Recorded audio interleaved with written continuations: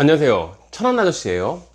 오늘은 법률 얘기를 할 거예요. 뭐 형법 위반, 그 중에서도 성범죄, 그 중에서도 공밀추, 공공밀집 장소 추행죄.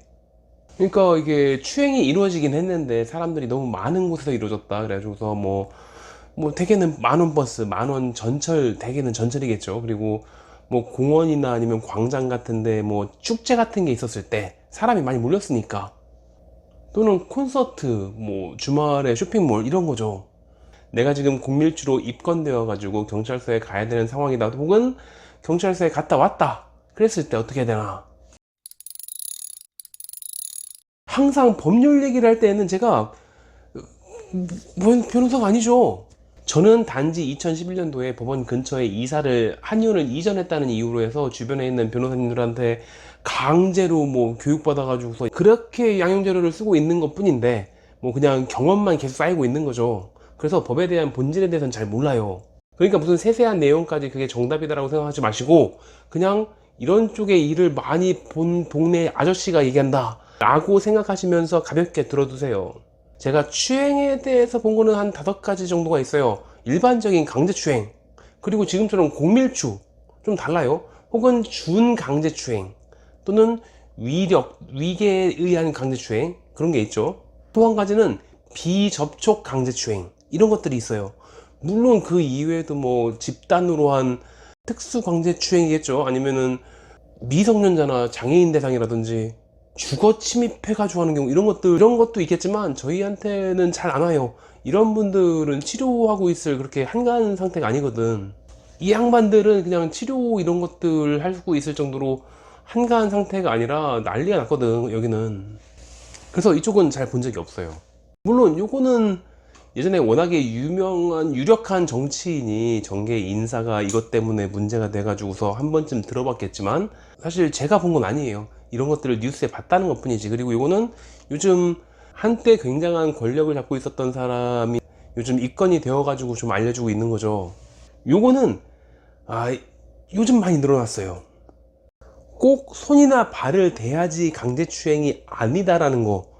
아니, 나는 털끝 하나 건드리지 않았는데 어째서 이게 강제추행이냐라고 억울해 하시는 분들도 있겠는데, 요즘 많이 봤어요. 하여튼 오늘은 공밀추 얘기를 할 건데, 만일 이걸 보고 있는 분이 지금 입건된 상태라면은 그나마 조금 안심할 수 있는 게, 뭐 다른 추행들보다는 조금 형량이 낮대요. 저도 정확히 아는 건 아니라고 했죠. 아마도 뭐 밀집하에서 자기도 어쩔 수 없이 뭐 닿았다라든지, 아니면은 자기가 굳이 그렇게 막 생각이 있었던 게 아닌데 하다 보니까, 뭐 가까이 있다 보니까 그런 생각이 들었다든지, 뭐 어떻게 법적 해석이 어떻게 되는지 모르겠지만 일반적으로는 조금 형량이 낮대요.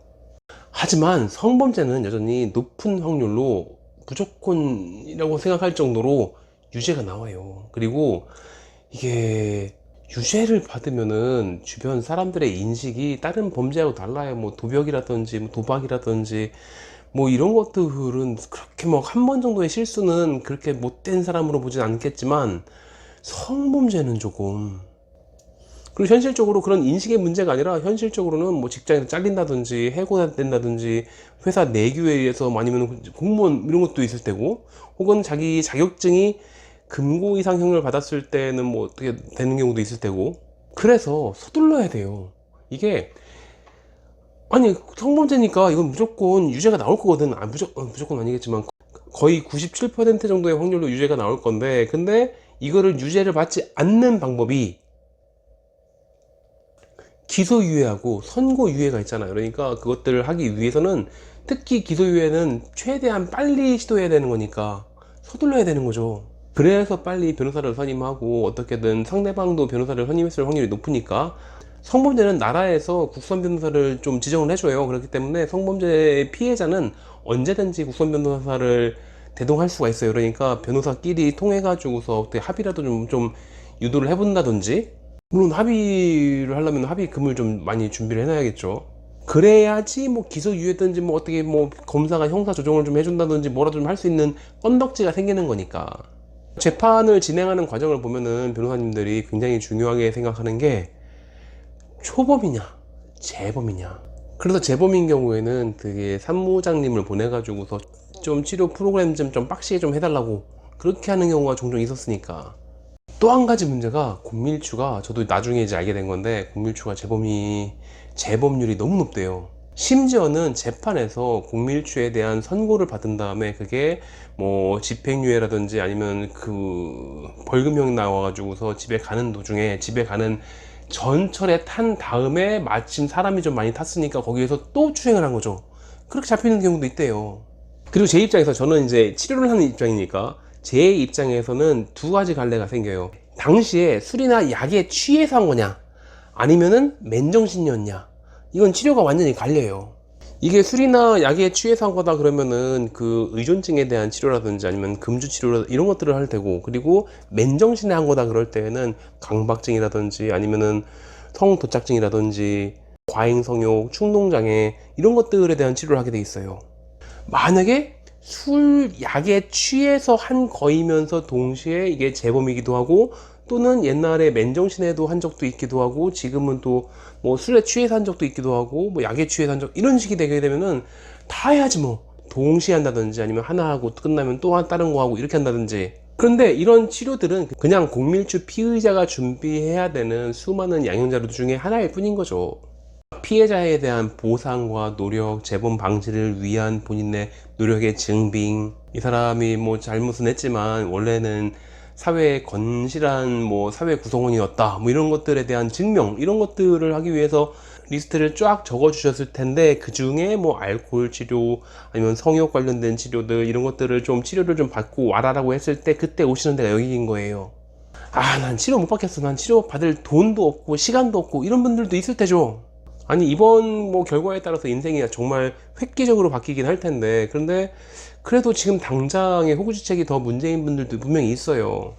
그렇다고 해서 뭐 어디 뭐 돈 한 2, 3만 원 내면은 한 30분 만에 뭐 양형자료 감용 100% 보장 완성 뭐 이런 데를 할 수는 없잖아요. 그런 데 해가지고 서류 냈다가 무슨 교육증, 이수증 이런 거 냈다가 그거 오히려 검사한테 두들겨 맞으면 어떡하려고. 그러니까 보통 진실한 게 중요하니까 일지라도 쓰세요. 일지가, 그 일기가 의외로 꽤 효력이 있는 것 같아요. 반성문 위주의 일기가 되겠죠. 내가 뭘 잘못했는지에 대해서 자꾸 이제 곱씹고 있고, 앞으로 어떻게 될지에 대해서 생각하고 있고, 그에 대해서 실제로 어떤 것들을 하고 있는지, 내가 지금 당장에 뭐 치료를 받거나 아니면 나라에서는 센터에 가가지고서 도움을 받거나 이럴 정도의 여력은 안 되고 있지만, 전부 다는 아닌데 신뢰도 높은 상담을, 그러니까 의료인으로부터, 정신과 전문으로부터의 상담을 공짜로 할 수 있는 그런 경우가 있죠. 보건소. 이게 전부 다는 아니에요. 일반적으로 약간 좀 재정 상황이 좀 넉넉한 곳들, 그런 지자체에서는 그 돈을 꼭 자기네 주민들에 대한 복지를 위해서, 정신건강의 복지를 위해서 실행하는 곳이 있거든. 한 20년 전쯤에 그 아산 보건소에서 한 적이 있었고, 그리고 한 15년 전쯤인가 전라남도 여수 또는 순천 쪽에서 한 적이 있었어요. 이런 식으로 하면 그 동네 주민들은 정신과 전문의의 상담을 공짜로 보건소에서 받고, 그리고 그 상담에 대한 내용을 진단서나 소견서 이런 것들을 공짜로 받아가지고 그거를 양형자료로 낼 수도 있었어요. 그런 경우가 가끔 있어요. 그래도 뭐 이러이러한 노력들을 하고 있다는 것들을 좀 진실하게 적을 수 있는 거잖아요. 저한테 어떤 내용을 쓰고 있는지 알려주시는 분들이 없었기 때문에 잘 모르겠지만, 뭐 적어도 원래 가던 출근 시간을 피해가지고서 원래보다 2시간 일찍 일어나가지고서 남들 다 자고 있을 때 미리 텅텅 비어있는 전철로 출근한다든지 뭐 그런 게 있지 않을까요? 그렇게 노력하고 있는 모습에 대한 일기라도 쓰시라는 거죠. 물론 지금 치료를 받고 있는 분들도 대부분은 쓰고 있어요. 치료를 받으려고 하는 목적 자체가 이런 것들에 대한 재범을 방지하기 위한 본인의 노력과 그에 대한 의료인의 평가, 교육, 뭐 치료 이런 것들이니까, 그러한 노력들을 어떻게 증명할 것인가, 그것들은 좀 고민을 해보셔야죠. 그러니까 술 마시고 전철 타가지고 거기서 추행으로 잡힌 사람들 같은 경우에는 맨날 음주, 그 알코올 그 호흡기 사가지고 불고 있는 거예요. 뭐 싸구려 사면은 자꾸 이상하게 수치가 나와가지고 되게 비싼 거 산다고. 그러니까 나는 치료받을 돈도 없고 그런 센터 가가지고서 그 16주 코스 이런 것들을 할 수 있는 그런 정도의 시간이 있는 것도 아니고, 그렇기 때문에 내가 그러고 있을 여유가 없다라고 할 때는 그냥 넋 놓고 있지 말고 뭐라도 하셔야죠. 저는 지금 일반적으로 하시는 일기 얘기를 했지만 그 일기 이외에도 좀 창의적인 것들을 자꾸 생각해 보시고, 아니면 뭐 변호사님이 다른 것들을 준비하라고 한 게 있으면은 그것들을 최대한 성실히 준비하신다든지. 이게 공밀추가 실형 뭐 비율이 낮다고는 하지만, 실형이 아니라고 할지라도 성범죄자에 대해서 생기는, 전에 얘기했잖아요. 그 신상정보 등록. 공밀추도 추행이기 때문에 벌금형만 나와도 등록해야 돼요. 그래서 다이어트 하면 다이어트 한다고 경찰서 가서 신고해야 된다고. 성범죄자 주제에 다이어트 하고 있다고. 그게 최소한 10년이요.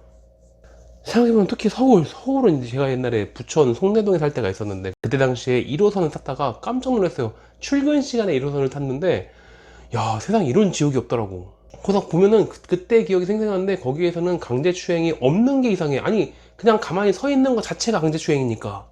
그러다 보니까 지금도 아마 뭐 9호선 이런 데는 살벌하다면서요. 그러니까 아마도 지금 어쩌면은 되게 억울하게 국밀추로 지금 입건된 분들도 있을 텐데, 어쨌건 이건 성범죄자라는 거, 그리고 명칭 자체가 추행이라는 거, 거기에 대한 자각을 해서 빨리 뛰세요. 일단 변호사 상담부터. 이렇게 잘 모르는 아저씨가 그냥 자기 경험만 얘기하는 거, 그것만 중요한 게 아니라 법조인 전문가한테 들어봐야지 내 얘기를. 그러니까 먼저 상담부터. 지금 어떡하나 덜덜 떨고 있지만 말고.